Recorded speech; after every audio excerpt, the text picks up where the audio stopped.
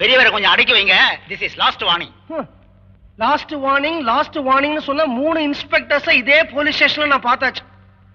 அவங்க தான் மாத்தலாகி போனாங்க. தம்பியே கணுங்க தெரியும். ஆனா என்ன யாராலையும் மாத்த முடியல. நீங்க கொஞ்சம் சும்மா இருக்கீங்களா? எல்லாருமே சும்மா இருந்துட்டு அப்புறம் பாதிக்கப்பட்டவங்களுக்கு யாருமா பொறுப்பு? பாதிக்கப்பட்ட மக்களுக்கு குரல் கொடுக்க நீங்க என்ன டாக்டர் அம்பேத்கரா இல்ல அறிஞர் ராணாவா? அது இல்லம்மா. Keep quiet.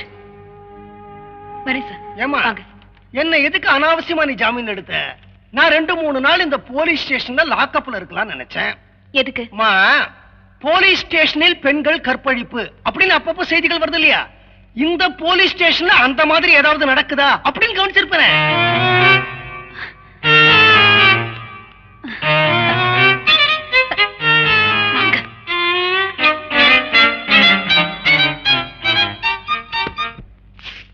அம்மாவோட நகையெல்லாம் உங்களுக்காக கோர்ட்டுக்கும் போலீஸ்க்கும் கேஸ்க்குமா போயிடுச்சு. இப்ப வீட்டுல ஒரு குந்துமணி தங்கம் கூட இல்ல. இப்ப நாட்டுல கூட ஒரு குந்துமணி தங்கம் கிடையாது. எல்லாத்தையும் அரசியல்வாதிகள் வாங்கி அங்கங்க லாக்கர்ல வச்சுட்டாங்க. ஒரு காலத்துல பரன் முழுக்க வெங்கல பாத்திரமும் பித்தளை பாத்திரமுமா இருந்துச்சு. இப்ப அதெல்லாம் காலி. பரன் மைதானம் ஆயிடுச்சு. ஃபுட்பால் மேட்ச் ஆடலாம். ஏன்பா இப்படி எல்லாம் செய்றீங்க? எனக்கு இந்த உலகம் கிட்டு போகுதேன்னு தான் கவலை. உலகத்தை விடுங்க, உங்க கவலை. எனக்கு என்ன கவலை? என்ன பத்தி கவலைப்படலையா? என் கல்யாணத்துக்கு 4 பாத்திரமாவது சீரா கொடுக்கணும், முடியுமா? ஒரு பட்டு புடவையாவது வாங்கணும், முடியுமா? சத்திரத்துக்கு அட்வான்ஸ் ஆவது கட்டணும், முடியுமா? 4 பேருக்காவது சாப்பாடு போடணும், முடியுமா? சரி, அதெல்லாம் விடுங்க. என் ஜாதகம் எங்க இருக்குனாவது தெரியுமா உங்களுக்கு? ஏமா இத பத்தி எல்லாம் நான் கவலைப்படலன்னு நினைக்கிறியா?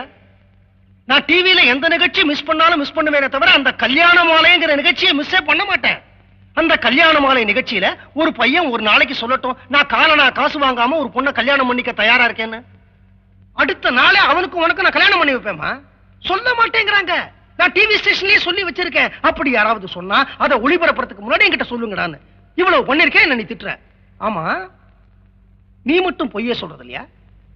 நான் கமிஷனர் பொண்ணு, கலெக்டர் பொண்ணு, ஜட்ஜ் பொண்ணு அப்படின்னு எவ்வளவு இடத்துல நீ பொய் சொல்லிருக்க? நான் சொல்லியிருக்கேனா இவ உருப்படா கட்ட மைனர் நாராயணம் பொண்ணுன்னு? நல்லதுக்கு தான் நீ பொய் சொல்ற அப்படின்னு விடுறது இல்லையா? அதே மாதிரிதானமா இதுவும். அப்பா, நான் தனி மனிதனை திருத்த ஆசைப்படுறேன், அது முடியும். நீங்க வந்து தமிழ்நாட்டே இந்தியாவே உலகத்தையே திருத்தணும்னு நினைக்கிறீங்க, அது முடியவே முடியாது. வேணும்னா யாராவது வாய்க்கிழிய பேசலாம் அரட்டை அரங்கத்துல, அவ்வளவுதான். சரிப்பா, ஊருக்கு நல்லது செய்யணும்னு நினைக்கிறீங்க இல்லையா? நம்ம ஏரியாலே படிக்காத 4 பேரை நான் தேடுறேன். அவங்களுக்கு படிப்பு சொல்லி கொடுங்க. ஆனா ஊருக்கு தூரமா இருக்கிற கோயில் மண்டபத்துல. இது என்னோட ஆர்டர். அப்பா, இங்க வாங்க. ரேஷன் கடைக்கு போனீங்களா? உங்களை தான் கேட்டுட்டு இருக்கேன். போனீங்களா? சாப்பிட்டுக்கிட்டே பேசலாமே. போல. போனேன். சண்டை இல்லம்மா, சாதாரணமா தான் கேட்டேன். என்ன கேட்டீங்க? மனுஷனுக்கு சோறு திங்கறதா முக்கியம். அந்த சோத்துக்கான ரேஷன் ஷாப்பு ஒரு ஏரியாவுக்கு ஒண்ணுதான் வைக்கிறீங்க. ஆனா குடிக்கிறதுக்கு 10 கடைக்கு பர்மிட் தரீங்களேன்னு கேட்டேன். இத சாதாரணமா கேட்டீங்க. இது என் சந்தேகம் இல்லம்மா, பொம்பளைங்க சந்தேகம், அதான் கேட்டேன். சரி, அரிசி என்னாச்சு? அரிசி அடுத்த வாரம் வருமா? சீனி போன வாரமே தீந்து போயிடுச்சான். மண்ணெண்ணெய் துபாயில இருந்து கப்பல் இன்னும் கிளம்பலையாம். பாம் ஆயில் வந்து மகாமகத்துக்கு ஒரு தடவை தான் வருமா, அது குறிஞ்சி பூவான். அப்ப என்னதான் தருவாங்களா? அரசியல்வாதிங்க மேடைக்கு மேடை வாக்குறுதிகளை நிறைய தருவாங்களாம். சரி, அந்த ரேஷன் கார்டு கொடுங்க. அப்பா, ரேஷன் கார்டு. ஒண்ணு இல்லம்மா, நாங்க கேட்கறது எதையுமே தர மாட்டேங்கிறீங்க, எல்லாத்தையும் சைடுல வித்துறீங்க. இந்த ரேஷன் கார்டை மட்டும் எதுக்கு கொடுத்துருக்கீங்க? இதை நாங்க திங்க முடியுமா?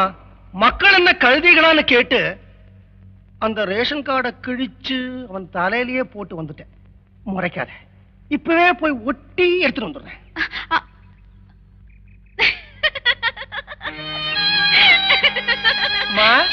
மடி, நாம 2 பேரும் இப்படி சிரிச்சுட்டு சந்தோஷமா இருக்கிறச்ச நமக்கு எப்படி பசிக்கும்? நமக்கு எதுக்கு ரேஷன் கார்டு?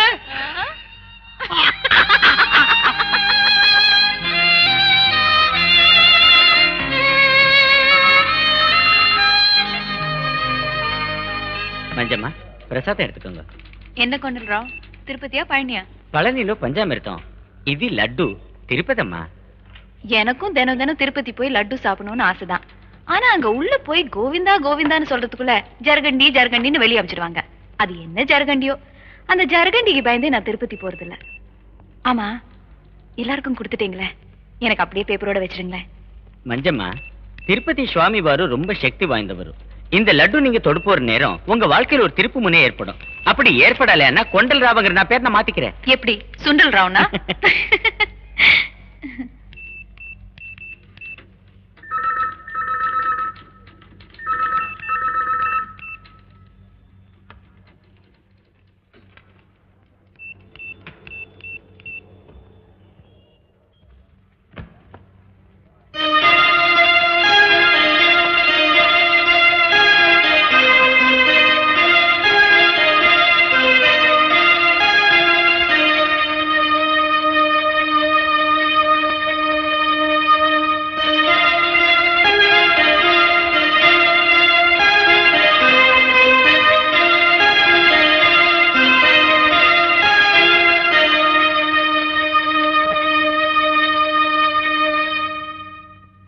மணமகள் தேவை, நீங்கள் புதுமை பெண்ணா?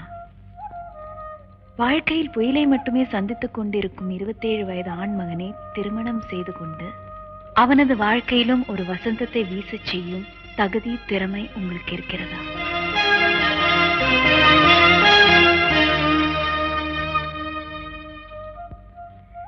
ஜாதி மதம் இனம் மொழி படிப்பு என்ற வேண்டாத வேலிகளை போட்டு என்னை நானே ஊனப்படுத்திக் கொள்ள விரும்பவில்லை. முதலில் வரும் அப்ளிகேஷனுக்கு முன் உரிமை தரப்படும்.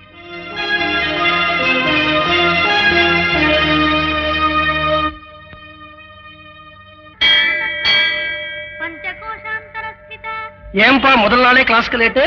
எங்க தலைவருக்கு பிறந்த நாள், பால் குடம் தூக்கிட்டு வரேன். யார் உங்க தலைவர்? சுகுமார் பாபு. யார் அந்த சுகுமார் பாபு? இது கூட தெரியாத?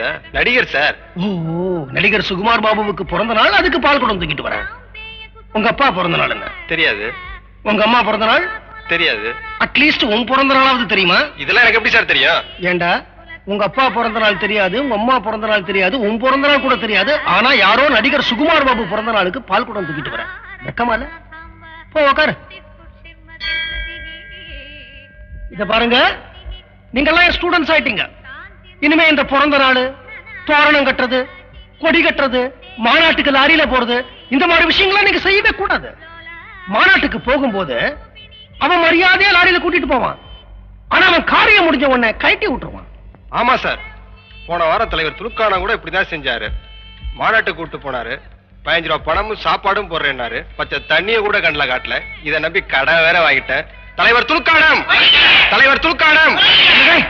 அவன் பச்சை தண்ணி கூட கண்ணுல காட்டல, அப்புறம் என்னடா தலைவர் துலுக்கானா? உங்ககிட்ட ஒரு கெட்ட பழக்கம், யாரை பார்த்தாலும் தலைவான் விடுறீங்க. இப்போ யாரை பார்த்தாலும் அப்பா விடுவீங்களா? யாரை வேணாலும் அம்மா விடுவீங்களா? அப்பா அம்மாங்கிற வார்த்தையை விட புனிதமான வார்த்தை தலைவர்ங்கிற வார்த்தை. அதனால ஒருத்தர் தலைவர்னு கூப்பிடுறதுக்கு முன்னாடி நீங்க 100 தடவை யோசிக்கணும். சரி தலைவா. என்னையும் தலைவனா கேட்டியா? ஐயோ, இந்த பாருங்க, எங்களுக்கெல்லாம் வயசாயிடுச்சு, ஆனா நீங்கெல்லாம் இளைஞர்கள். எதிர்காலம் உங்க கையில தான் இருக்கு. நீங்க என்ன செய்றீங்க? நான் சில கேள்விகளை உங்ககிட்ட கேட்கிறேன். அந்த கேள்விகளை அப்படியே போய் சம்பந்தப்பட்ட அதிகாரிகள் கிட்ட கேட்டு விழிப்புணர்ச்சி ஏற்படுத்துறீங்க.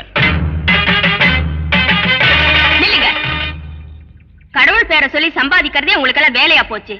கூழ் ஊத்துற கோயில்ல குடத்தை உண்டியெல்லாம் வைக்கிறீங்க, கும்பாபிஷேகம் பண்ற கோயில்ல அண்டாவை உண்டியெல்லாம் வைக்கிறீங்க, ரசீதை எடுத்துக்கிட்டு ஒரு கொள்ளை கூட்டம், நோட்டீஸ் எடுத்துக்கிட்டு ஒரு திருட்டு கூட்டம். இப்படி எந்த ஆட்சி வந்தாலுமே கோயில் சொத்தை கொள்ளை அடிக்கிறதே உங்களை மாதிரி ஆளுங்களுக்கு பொழப்பா போச்சு. எங்க இளைஞர் பட உங்களை எச்சரிக்குது, ஜாக்கிரதை.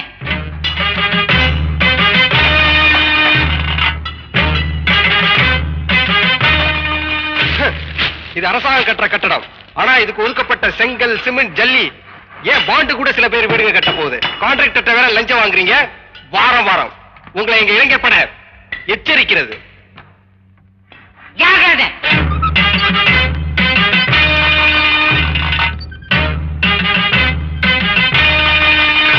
டாக்டர், நீங்க அரசாங்க ஆஸ்பத்திரியில வேலை செய்றீங்க, அதனால ஏழைங்களுக்கு இலவசமா வைத்தியம் பண்ணணும். ஆனா நீங்க உங்க மனைவி பேர்ல நடத்துற ஆஸ்பத்திரிக்கு எல்லாரும் அனுப்புறீங்க. இது மூலமா லட்ச லட்சமா பணம் சம்பாதிக்கிறீங்க. எங்க இளைஞர் படம் உங்களை எச்சரிக்குது, ஜாக்கிரதை.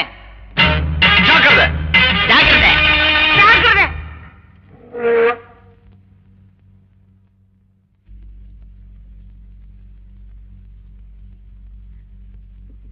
ஸ்வீட் கொடுத்திருக்கேன்ல, என்ன சந்தோஷமான சமாச்சாரம்னு கேட்க கூடாதா? என்ன பொறுத்த வரைக்கும் இந்தியாவுக்கு ராணுவ ஆட்சி வர்றதுதான் சந்தோஷமான சமாச்சாரம். வந்துருச்சா? அப்பா, என் கல்யாண விஷயமா தான் ஸ்வீட் கொடுத்தேன். இந்த வக்கில்லாத அப்பனை நம்பி பிரயோஜனம் இல்லைன்னு லவ் பண்ண ஆரம்பிச்சிட்டியாமா? எனக்கு எங்க அப்பாவை தவிர வேற யாரையும் லவ் பண்ண தெரியாது.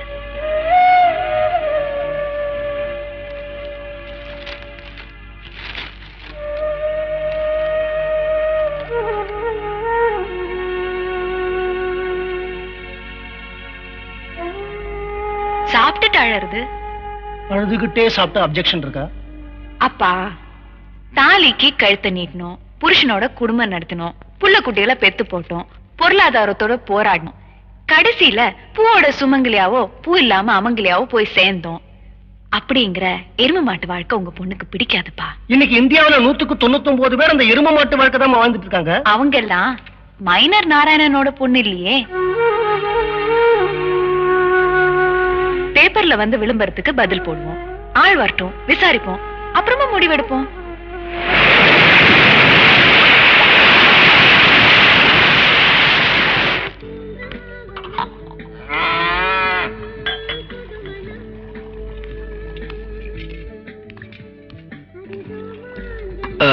இங்க மஞ்சுங்கிறவங்க வீடு. அதோ அந்த வீடு தாங்க.